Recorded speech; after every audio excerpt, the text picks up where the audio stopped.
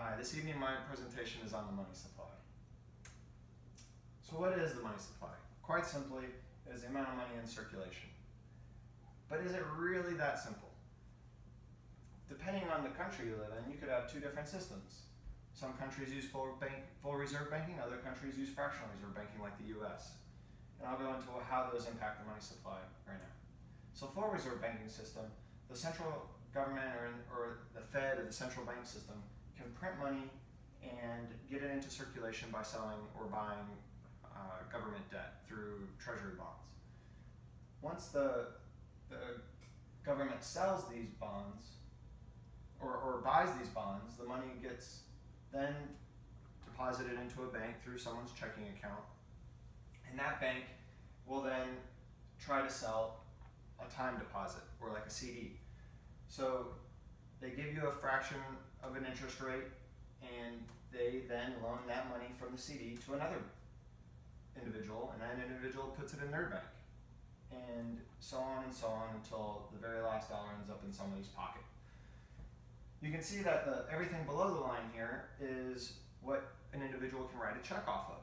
So these are the checkable deposits or demand deposits. And you can see that there's only $3 in circulation, and those are the three beginning dollars that the central government printed originally. Now, under fractional reserve banking, it's the same setup. However, banks can lend up to 90% of their reserves. That is the biggest difference. So all of the money in the banks are demand deposits, meaning that you can write checks against them, but the bank can still lend out that money to other individuals. They only have to keep up to 10% reserves on hand. Now you can see that here the amount in the bank are the entire amounts are demand deposits, and individuals can write checks off those. So in this case, if you wanted to write a check, you could write checks for up to $6 here.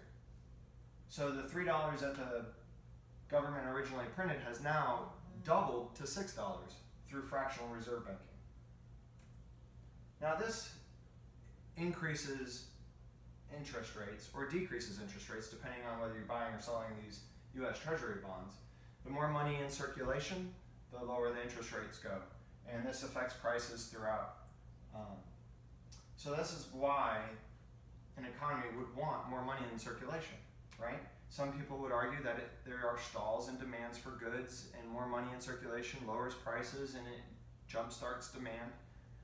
Other people would say that it also helps grease the nation's liquidity, so banks are lending and everybody's borrowing and having no issues getting loans.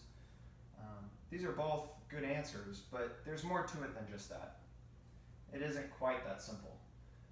There are two models in the economy when it comes to monetary policy, with one the classical model and the other the Keynesian model.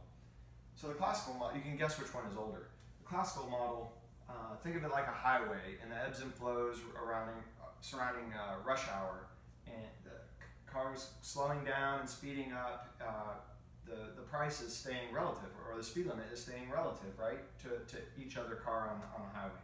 The Keynesian model is basically the same thing, other than a transfer truck wrecking on the highway and blocking 3 lanes of traffic, right? The Keynesian model says, oh, there's a wreck, and we have to do something to get that wreck and jumpstart traffic again. And the Keynesian model would say that this is what monetary policy is for. They would lower interest rates by increasing the monetary supply, and that removes that transfer truck out of traffic, jumpstarts everything, gets it going again. But I'm going to argue that the Keynesian model actually causes the transfer truck, and we'll see that shortly, in relative prices.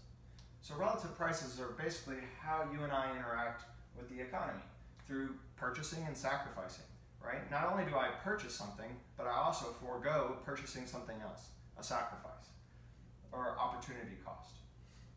In that purchase, I now know what my dollar is worth, right? If I buy an apple for $1, I know I'm giving up 2 bananas for the same dollar.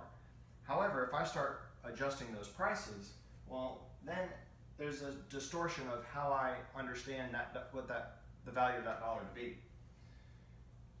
And you take that all the way down the line and you get a distortion of goods produced by your economy, right? Changing in the price changes what companies and firms want to produce. And eventually, these lead to artificial fluctuations in your demand and supply, which cause those boom and bust cycles. And this was argued extensively by Ludwig von Mises as well as F.A. Hayek in the early 60s. And F.A. Hayek actually won a Nobel Peace Prize award for it in 1974. But here's a quote from him. It seems obvious as soon as one once begins to think about it that almost any change in the amount of money, whether it does influence the price level or not, must always influence relative prices. And as there can be no doubt that it is relative prices which determine the direction of production, almost any change in the amount of money necessarily also influence production.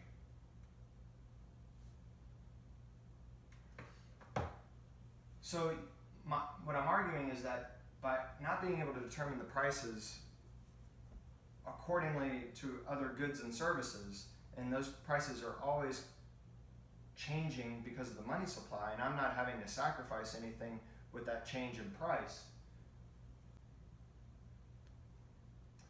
In conclusion, monetary policy can influence an economy because increasing and decreasing the money supply can cause these prices to send mixed signals to your producers, as well as distort individuals' view on how to value their dollar.